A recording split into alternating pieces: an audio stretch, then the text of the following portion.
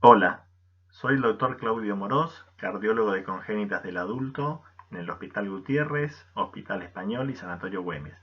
En esta charla les voy a hablar del diagnóstico clínico y ecocardiográfico de la hipertensión pulmonar en cardiopatías congénitas del adulto y los errores más frecuentes que se presentan. Antes de arrancar con la charla, no puedo dejar de agradecer a estos laboratorios que colaboraron para difundir esta temática tan interesante y apremiante. Recuerden que ya se ha mencionado previamente que la hipertensión pulmonar representa al menos el 4% de los pacientes GUCH y es necesario transmitir estos conocimientos a los cardiólogos.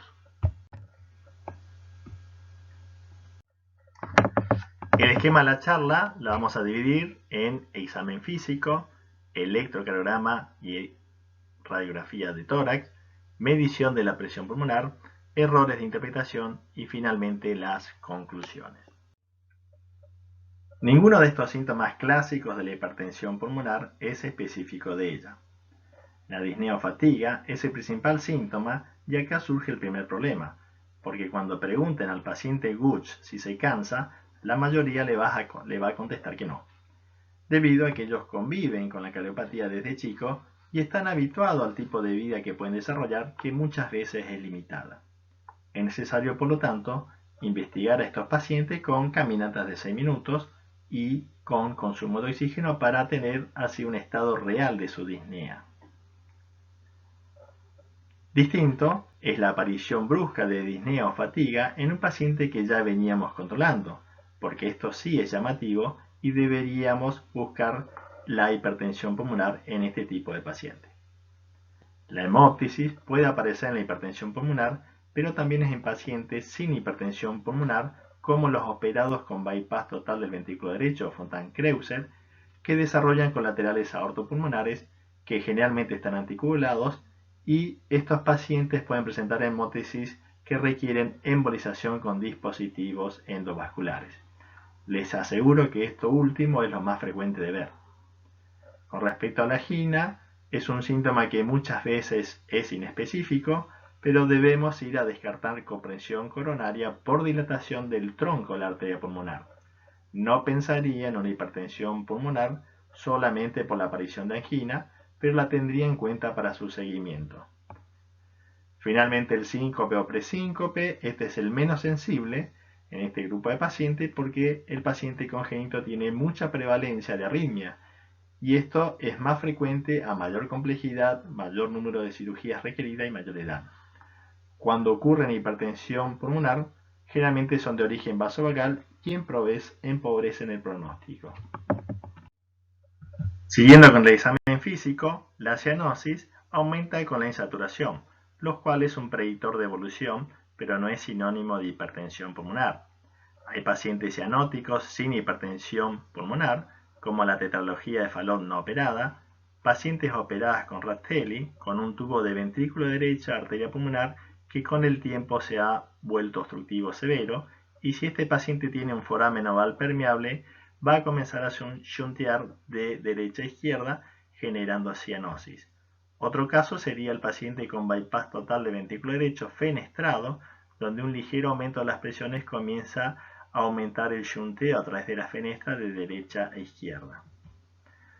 Un segundo ruido fuerte se puede escuchar en la hipertensión pulmonar, pero tengan en cuenta que un paciente con transposición de grandes vasos con la aorta anterior va a tener un segundo ruido fuerte, o un paciente con ventrículo único operado con Fontan-Kreuzer, al tener atreciada la válvula pulmonar, también se puede escuchar un segundo ruido único que puede parecer fuerte. Con respecto a los soplos, pueden escuchar un soplo de estenosis pulmonar leve, pero si escuchan un soplo de estenosis pulmonar severa con frémito, les aseguro que este paciente difícilmente tenga una hipertensión pulmonar, porque el árbol pulmonar está protegida por la obstrucción a manera de un cerclaje. Pueden constatar también un soplo continuo y pensar en un ductus, y esta es una cardiopatía que lleva a la hipertensión pulmonar. Pero también pueden no escuchar nada y el paciente tener una acidez muy grande, y esto sucede porque al aumentar la presión pulmonar se equiparan las presiones derechas e izquierdas y no hay gradiente entre ambos ventrículos. Ojos con este dato. todo paciente con hipertensión pulmonar se debería descartar la cardiopatía congénita para evitar un error diagnóstico. Ahora vamos a continuar con el ítem de radiografía y electrocardiografía. En esta radiografía, que es típica de un paciente con hipertensión pulmonar por CIA, podemos observar un arco medio dilatado, los hilios pulmonares ensanchados, hay una hipoperfusión periférica y todavía el corazón no tiene cardiomegalia. En esta otra placa vemos todo lo anterior, pero con la presencia ya de cardiomegalia. Cabe aclarar que el hipoflujo pulmonar se da también en patologías sin hipertensión pulmonar, como la estenosis pulmonar severa, la tetralogía de Fallot no operada, etc.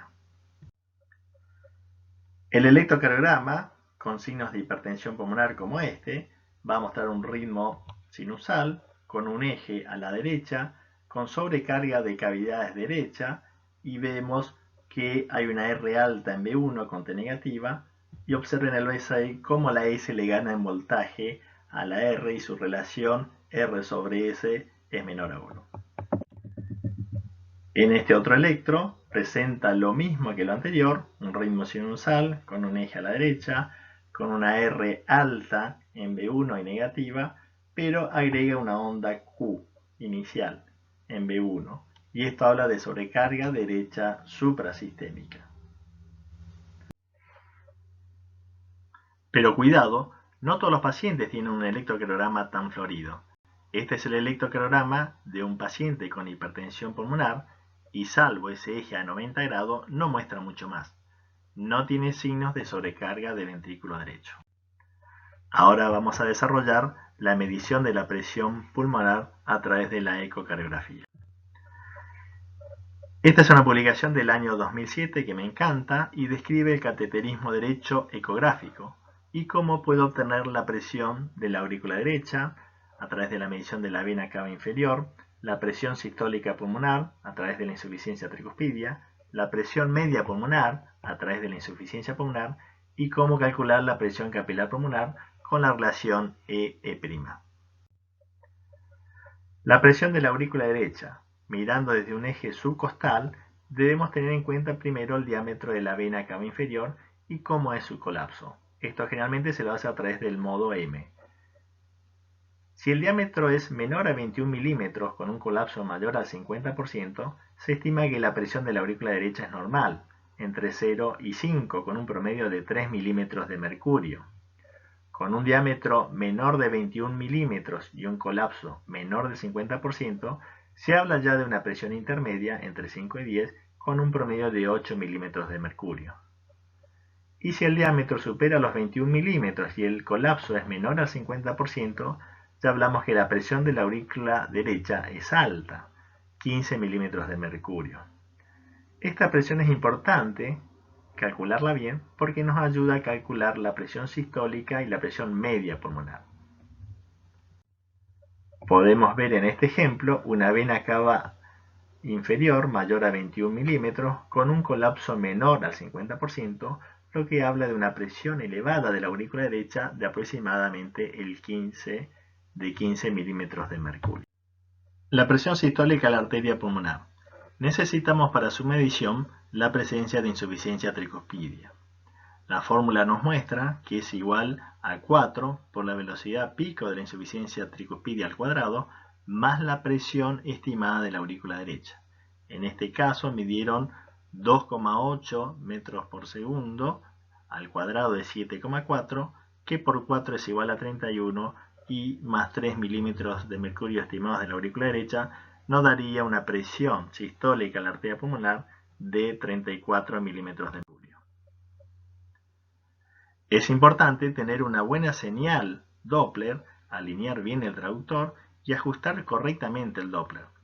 A la izquierda pueden ver distintos tipos de señales de insuficiencia tricuspidia, una buena, una moderada y una pobre. Cuando mejor sea la señal, más exacto saldrá el cálculo. También hay que modular la frecuencia para evitar la sobreestimación de la curva Doppler. En este ejemplo, pueden ver cómo se puede sobreestimar el cálculo de presión pulmonar si no tenemos bien seteado el equipo. La cruz roja corresponde a la sobreestimación y la verde a la medición correcta. También podemos subestimar la presión si la señal de insuficiencia tricuspidia o de Doppler es muy escasa. Cuando no tengo una buena señal de insuficiencia tricuspidia, me puede ayudar el contraste ecográfico. Y miren aquí en este ejemplo el mismo paciente que tiene una IT de 26,8 milímetros de mercurio sin contraste, al usar contraste sube a 44,9. Generalmente estos contrastes son caros y no están disponibles en la práctica diaria. Medición de la presión media y diastólica de la arteria pulmonar. Uno de los cortes que tenemos que acostumbrarnos a hacer es el eje corto de los vasos, pero concentrándonos en la arteria pulmonar y buscando la insuficiencia pulmonar, la cual está presente en arriba del 90% de las personas. En este eje corto observamos la arteria pulmonar y un flujo rojo fino que se acerca al traductor y es la insuficiencia pulmonar, que en este caso es leve. Obtenido el Y de insuficiencia pulmonar, vamos a realizar dos mediciones y una es al inicio de la diástole y otra al final de la misma. Con la primera medición, multiplicando por 4 esta medición número 1 al cuadrado más la presión estimada de la aurícula derecha, voy a obtener la presión media de la arteria pulmonar. Obviamente hay que agregarle la presión calculada de la aurícula derecha. Con la segunda medición, que es al final de la diástole, realizando el mismo cálculo, 4 por medición al final de la diástole al cuadrado más la expresión estimada de la aurícula derecha, puedo obtener la presión diastólica de la arteria pulmonar. La resistencia vascular pulmonar también se puede calcular y se lo hace midiendo la velocidad pico de la insuficiencia tricuspidia en metros sobre segundo, se divide por el BTI o integral de velocidad tiempo del tracto de salida al ventrículo derecho. Esto multiplicado por 10 más 0,16 nos da un valor aproximado de la resistencia vascular pulmonar en unidades Wood. Vamos a entrar ahora en el diagnóstico ecográfico de la hipertensión pulmonar en los pacientes con cardiopatía congénita de la. Bueno, los cortes ecocardiográficos más importantes, ¿cuáles son? Todos. Pero vamos a hacer principal hincapié en el corte subcostal y el supraesternal, porque son los cortes que menos veces se presentan en la práctica diaria. Acá vemos la ecografía con un corte subcostal y pueden observar un flujo Doppler color de color rojo ancho que corresponde a una comunicación interauricular. Repasando el corte subcostal, vamos a tener el corte coronal, el cual lo van a realizar colocando el traductor subcostal con la muesca hacia el lado izquierdo del paciente. Rotando este mismo traductor, la muesca hacia arriba a 90 grados, vamos a tener el corte sagital y en este podemos desplegar lo que se llama el eje de cavas. Es decir, que van a desplegar la vena cava inferior hacia arriba y la vena cava superior hacia abajo.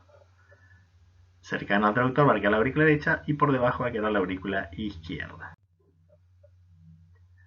Es importante en este corte desplegar bien el corte, porque fíjense esta imagen del mismo paciente, un corte subcostal en corte sagital no desplegado, no vemos el defecto de la comunicación interauricular, pero cuando desplegamos bien la vena cava superior, vemos que este paciente tiene un defecto en el septo interauricular, seno venoso vena cava superior. Por eso, del corte coronal, vamos a rotar 90 grados la muesca, el traductor, para obtener el corte sagital. Ambos cortes son muy importantes para hacer el diagnóstico de la CIA o comunicación interauricular en todos sus modos. Este es el famoso eje de cavas que hacemos con el corte sagital subcostal, donde valoramos el septo interauricular y la llegada de la vena cava superior y de la vena cava inferior. Este corte también se lo realiza por ecotrajesofágico, que es el método más preciso para diagnosticar las comunicaciones interauriculares, principalmente en el adulto. Nuevamente, imagen de un corte subcostal sagital y vemos el mismo paciente que vimos anteriormente con una CA seno venoso en vena cava superior. Noten el defecto cercano a la vena cava superior y la comunicación entre la aurícula izquierda y la aurícula derecha que se ve claramente en este. Bueno, acá vemos nuevamente la misma ecografía que habíamos visto al principio, pero podemos agregar datos con lo que vimos. Decimos que este es un eje subcostal, un corte coronal, donde la aurícula izquierda queda abajo y la aurícula derecha queda arriba. Vemos un flujo rojo de base ancha, es decir, que la sangre sube de la aurícula izquierda a la aurícula derecha, lo que nos dice que el cortocircuito es de izquierda a derecha. Es importante siempre que informan un defecto cardíaco hablar del shunt y si es de izquierda a derecha, derecha a izquierda o si es bidireccional, principalmente en la hipertensión pulmonar, porque si este paciente tuviera hipertensión pulmonar, por ahí el cortocircuito sería de derecha a izquierda o bidireccional. Acá vemos el paciente con una imagen de video donde vemos que tiene el defecto en la vena cava superior en seno venoso y vemos que acá el cortocircuito es bidireccional, es decir, por un momento pasa rojo, por un momento pasa azul, y esto se debe a que las presiones están igualadas en las cavidades derechas y en las cavidades izquierdas. Otro caso, otro corte subcostal, corte coronal, donde vemos que hay un shunt de izquierda a derecha, de aurícula izquierda hacia la aurícula derecha a través del septum interauricular y nuevamente es una CIA.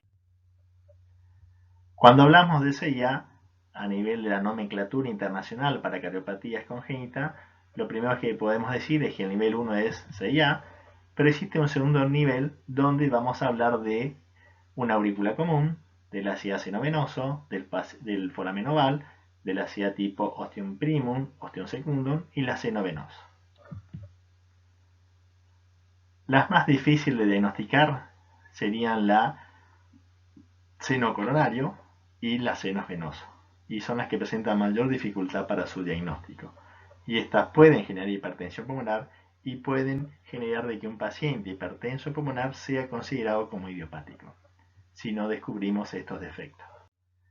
La CIA tipo de defecto del seno coronario es la ausencia parcial o completa de la pared común entre el seno coronario y la aurícula izquierda. Esto representa menos del 1% de las comunicaciones interauriculares y para su diagnóstico vamos a tener que hacer un eje paraesternal de tacto de salida del ventrículo derecho, vamos a ver el seno coronario dilatado y obviamente vamos a tener que apoyarnos por otras modalidades de imágenes como la tomografía multislide. Son necesarios los cortes subcostal en plano coronario y sagital realizados con mucha dedicación para delimitar el seno coronario destechado. Generalmente se asocia a vena cava superior izquierda persistente. Bueno, en este ejemplo a la izquierda van a ver un seno coronario destechado, es decir, una CIA tipo seno coronario, y vemos una imagen ecográfica apical de 2 cámaras donde vemos el seno coronario destechado.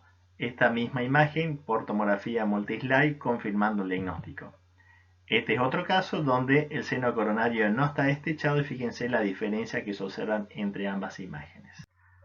Vamos a repasar ahora el corte supraesternal, que a su vez consta de un corte sagital. Este se lo realiza colocando el traductor en el hueco supraesternal con la muesca hacia abajo. Y la imagen que vamos a obtener es de la aorta desplegada en aorta ascendente, arco y aorta descendente, quedando en el medio la arteria pulmonar. Como muestra esta imagen, vemos la aorta desplegada, los vasos del cuello saliendo y vemos la aorta descendente. Es ahí donde buscamos o descartamos la coartación de aorta.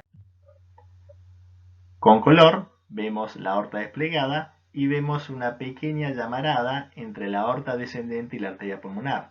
Y esto es la presencia de un ductus arterioso. Por eso este corte también nos ayuda a descartar la presencia de ductus arterioso. La otra modalidad del corte supraesternal es el corte coronal, donde vamos a girar la muesca hacia el hombro izquierdo y vamos a obtener una imagen donde la aorta está en el centro redondeada, a su lado el tronco branquiocefálico, por debajo la rama derecha de la arteria pulmonar y más abajo la aurícula izquierda con la llegada de las venas pulmonares, dando la imagen de un cangrejo. Es importante acá corroborar la llegada de las venas pulmonares para descartar una anomalía del retorno venoso pulmonar. Si balanceamos un poco el trautor, vamos a desplegar también la vena cava superior, donde también podemos identificar la llegada de venas pulmonares en anomalías del retorno venoso en vena cava superior. Recuerden que en cardiopatía congénita la vena cava puede ser izquierda, derecha, puede tener ambas venas cava y puede tener una vena cava izquierda cuando el sitio es inverso, y eso es normal. Este es un ejemplo y acá vemos la llegada de la vena cava superior normal. Lo que tenemos que fijarnos es que siempre el flujo sea azul y que ese flujo no sea interrumpido por un flujo rojo, porque allí podríamos tener la desembocadura de una vena pulmonar anómalo y esto sería una anomalía parcial del retorno venoso pulmonar en vena cava superior, como en este caso. Fíjense que acá al flujo azul aparece la llegada de un flujo rojo que corresponde a una vena pulmonar derecha que está llegando a la vena cava superior, y esto se comporta como una CIA en la sobrecarga de cavidades derechas. Uno de los diagnósticos que tenemos que ir a descartar es la ventana aortopulmonar. Es un defecto infrecuente que representa el 0,1% de todas las cardiopatías congénitas, pero que evoluciona rápidamente a la hipertensión arterial pulmonar si no es corregido. Esta comunicación entre el troco, la arteria pulmonar y la aorta ascendente, en presencia de dos válvulas semilunares separadas, es lo que lo diferencia del tronco arterioso, en donde hay solamente una válvula semilunar. A su vez, la ventana aortopulmonar se clasifica en tipo 1, tipo 2, tipo 3 e intermedio. La clasificación tipo 1 es un defecto proximal, la tipo 2 es un defecto distal, la tipo 3 es un defecto total y la tipo intermedia es un defecto que está, como dice su nombre, en el medio, y este permite el cierre a través de un dispositivo percutáneo. Bueno, en estos cortes ecocardiográficos, un supraesternal largo, podemos ver la aorta y la arteria pulmonar sin tejido entre ambos, y esto es la ventana aortopulmonar. En el eje supraesternal corto podemos ver cómo la arteria pulmonar se divide en sus dos ramas y hay pasaje entre la aorta y la pulmonar sin ningún tejido que se interponga. En este otro corte ecocardiográfico de 4 cámaras subcostal modificado, también podemos ver la falta de tejido que separa la aorta de la arteria pulmonar, y al poner el color vemos el pasaje entre ambas estructuras. Quiero volver a recalcar la diferencia entre ventana aortopulmonar y tronco arterioso. Cuando hay una ventana aortopulmonar vamos a ver dos válvulas semilunares y generalmente no vamos a ver una CIB, sino que la mezcla está arriba entre los dos vasos importantes. En el tronco arterioso solamente vamos a tener una válvula semilunar y la mezcla de la sangre se va a dar abajo a través de una CIB que generalmente cabalga el tronco. Vamos a ver ahora el eje corto de los vasos paraesternal. En esta imagen ecográfica vemos un eje corto de los vasos con la arteria pulmonar desplegada, y podemos observar que abajo del corte vemos un shunt que se va ensanchando de color rojo ascendente en dirección contraria al flujo de la arteria pulmonar, y esto corresponde a un ductus arterioso. Entonces es importante siempre ir a descartar el ductus arterioso, y recuerden que un ductus grande puede generar hipertensión pulmonar. También recuerden que si el paciente ya tiene hipertensión pulmonar, difícilmente shuntee de esta forma de izquierda a derecha, y que tenga un shunt mínimo o no tenga shunt. Este es un caso de una paciente con una CIA operada a los 40 años, es decir, tardíamente, y que desarrolla hipertensión arterial pulmonar 10 años después de su cirugía, a pesar de que el defecto está correctamente cerrado. Buscamos la insuficiencia pulmonar en el eje corto y vemos que tiene 30 milímetros de mercurio, con más una aurícula de 8, le daba a esta mujer una presión media arterial pulmonar de 38, cosa que coincidía con el cateterismo cardíaco. La tetralogía de Fallot se caracteriza por 4 condiciones: una ACV grande con desalineamiento, el cabalgamiento de la aorta sobre la CIB, la obstrucción al flujo al ventrículo derecho y la hipertrofia al ventrículo derecho. Esta patología se opera en la niñez y muchos pacientes necesitan una anastomosis subclaviopulmonar. Esta anastomosis subclaviopulmonar en la adultez va a ocasionar que muchos pacientes evolucionen a una estenosis de las ramas pulmonares o pueden tener estenosis de la válvula pulmonar, y esto es un factor de confusión de hipertensión. Este es un paciente de 62 años que se hace una anastomosis subclaviopulmonar a los 6 años porque tenía una importante hipoflujo y cianosis, y luego se hace la cirugía correctora en forma tardía a los 46 años. Consulta ahora con 62 años por disnea y observen, al tomar la insuficiencia tricuspidia, tiene casi 100 milímetros de mercurio de insuficiencia tricuspidia. Entonces uno pensaría que este paciente podría tener hipertensión pulmonar. Pero noten a la derecha el eje corto donde vemos un aliasing a nivel de la válvula pulmonar y vemos que el problema está ahí. Lo que realmente tiene una estenosis de la válvula pulmonar severa. Entonces el paciente no tiene hipertensión arterial pulmonar, sino que tiene estenosis pulmonar severa. Entonces, en esta revisión de la ecografía en búsqueda de hipertensión pulmonar y cardiopatía congénita, este es uno de los ejemplos típicos donde la estenosis pulmonar simula la hipertensión pulmonar si uno solamente mide la insuficiencia tricuspidia. Acá podemos ver el caso de una paciente adulta con síndrome de Down, canal AB completo no operado y que desarrolló hipertensión pulmonar. Podemos ver en este eje corto que observamos la insuficiencia pulmonar arriba y un ductus que está más abajo, y ambos generan un shunt rojo que se dirige hacia arriba estrecho. Esta paciente nos da la oportunidad de hacer el diagnóstico de hipertensión pulmonar a través de la insuficiencia pulmonar o a través del ductus. Cuando tomamos el Doppler, fíjense que la insuficiencia pulmonar no va a generar un gradiente alto, está arriba de los 4 metros, es decir que el cálculo de presión media pulmonar va a ser alto. Y el ductus va a tener bajo gradiente, entonces esto también habla de hipertensión pulmonar. Cuando tenemos un ductus, una anastomosis o una CIB con bajo gradiente, habla de hipertensión pulmonar. Y esto se da porque a ambos lados, del lado derecho y el izquierdo, se equiparan las presiones y por lo tanto el gradiente baja. Pasamos ahora al corte de 4.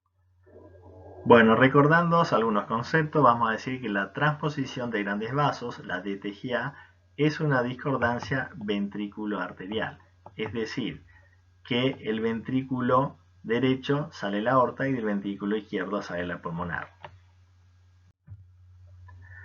Una de las primeras cirugías que se realizaba era la cirugía con técnica de Senning, que era un switch auricular a través de parche. Se dirigía todo el retorno de las venas cavas hacia el ventrículo izquierdo a través de un parche y desde ahí salía la pulmonar. Y quedaba una aurícula central y una aurícula periférica. Por la periférica venía la sangre de las venas pulmonares hacia el ventrículo derecho, desde donde salía la aorta. Cuando realizamos una ecografía de un paciente con cirugía de Senning, pueden ver los cortes del paraesternal arriba. Vemos que está el ventrículo derecho dilatado.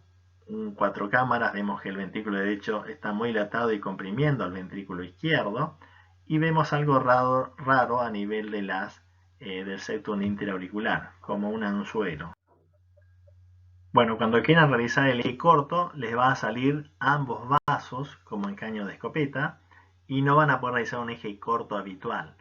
Cuando hacen un paraesternal largo, van a ver que el vaso que sale del ventrículo izquierdo se dirige hacia abajo porque es la pulmonar, se dirige hacia abajo y luego se divide.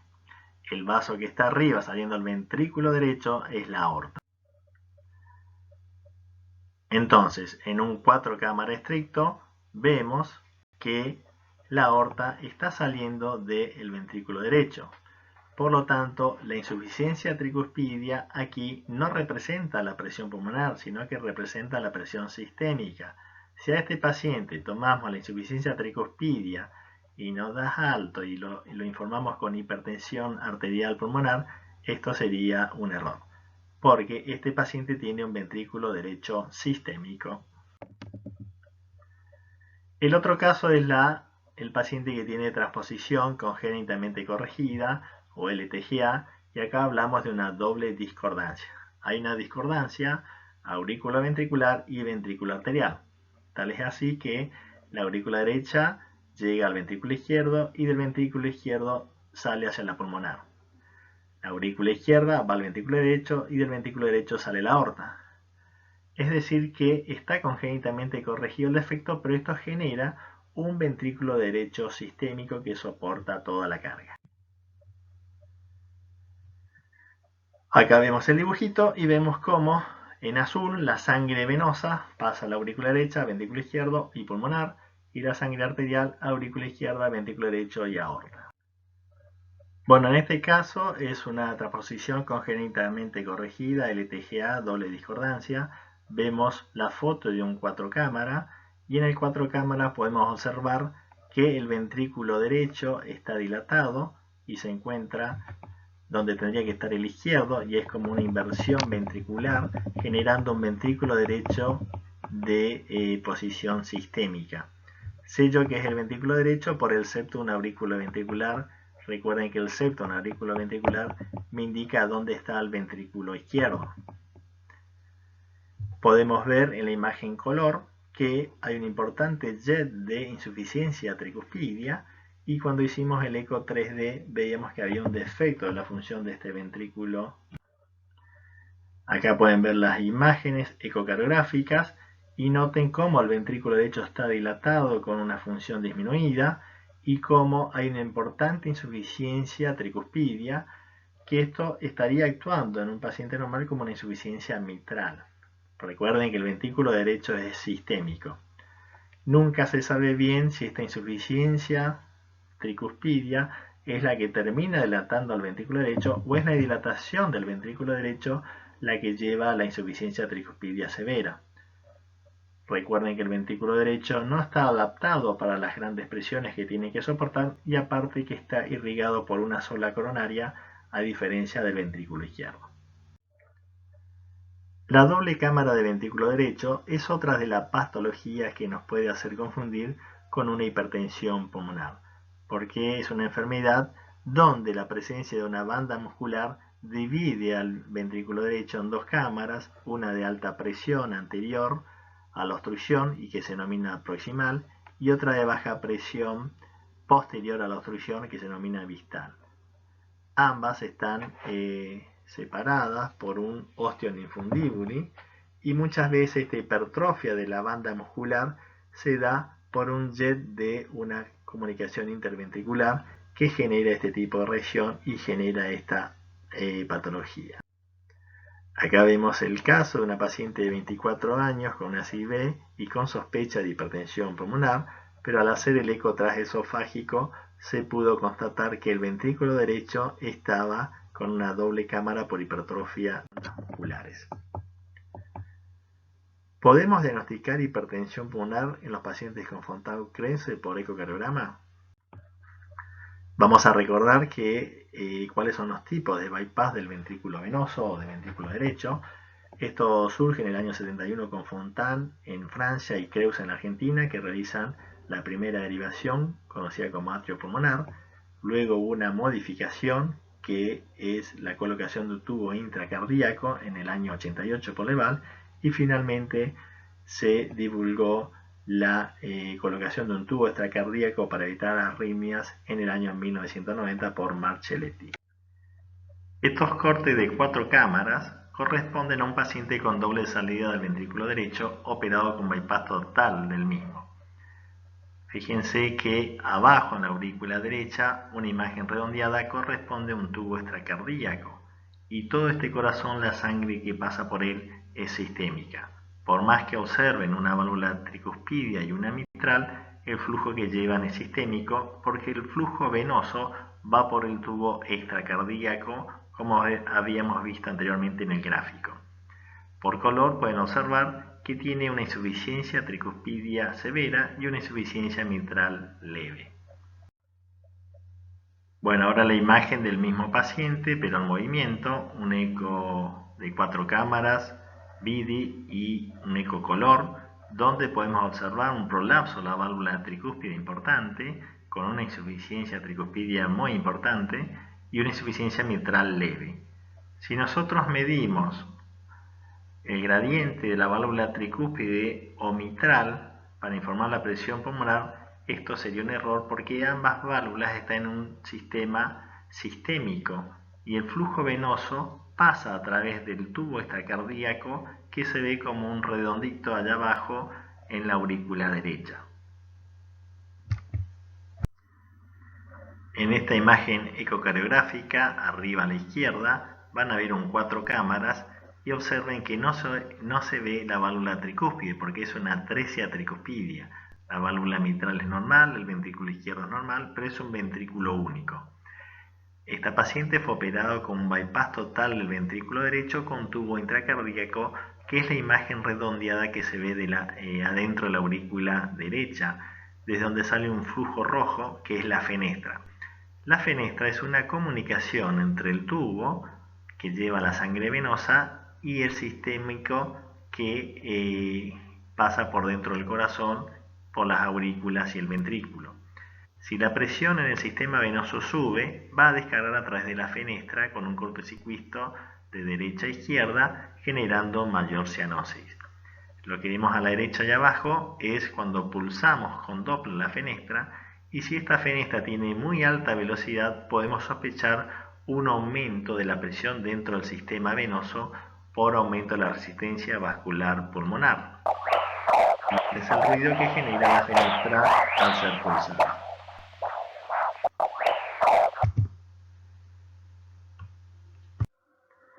Bueno, en esta revisión del screening ecocardiográfico de hipertensión pulmonar en pacientes con cardiopatías congénitas, publicado en el año 2018, podemos ver que en el corazón univentricular o circulación univentricular, un paciente que tenga ecocardiográficamente un ventrículo único y un territorio pulmonar no protegido, es decir, o un cerclaje o una estenosis nativa de la arteria pulmonar, podemos asumirlo como que tiene hipertensión pulmonar.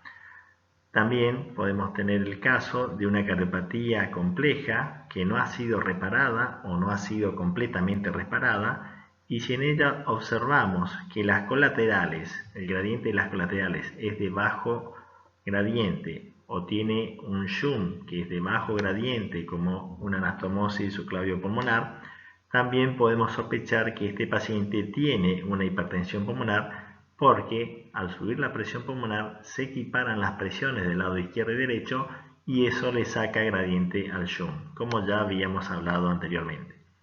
Finalmente, los pacientes con ventrículo derecho sistémico también pueden tener hipertensión pulmonar, pero del tipo del grupo 2 por disfunción ventricular. Recuerden que el ventrículo derecho no está preparado para sostener la demanda que tiene el ventrículo izquierdo habitualmente, que es de alta presión y alta carga.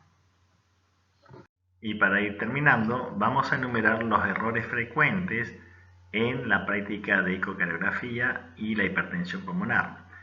Uno de los primeros errores es no diagnosticar una cardiopatía congénita presente y pensar que el paciente tiene una hipertensión pulmonar primaria. Y hay casos reportados de pacientes que han tenido una ventana aortopulmonar, un ductus grande, una ACV no diagnosticada o una CIA. Es importante entonces todos los pacientes con hipertensión pulmonar hacer el chequeo descartando las cardiopatías congénitas. El segundo caso es de la estenosis del tracto de salida al ventrículo derecho o de las ramas pulmonares, que pueden generar un aumento en la insuficiencia tricuspidia en el gradiente, y esto erróneamente nos puede hacer confundir con una hipertensión pulmonar. Lo mismo sucede con la doble cámara de ventrículo derecho, como ya hemos explicado, y los pacientes que tienen un ventrículo derecho en posición sistémica, como en el caso de la transposición de grandes arterias operado con Zenin, o la LTGA, la transposición congénitamente corregida, donde el ventrículo derecho queda en posición sistémica, soportando la alta carga de la circulación sistémica. Si medimos esa insuficiencia tricuspidia, va a ser la expresión del flujo sistémico y no del pulmonar, y hacer diagnóstico de hipertensión pulmonar con ese flujo es un error. Para terminar, la fisiología univentricular con sus particularidades, donde el flujo a través de las válvulas AB, si el paciente tiene un bypass del ventrículo derecho, no sirve para diagnosticar hipertensión pulmonar.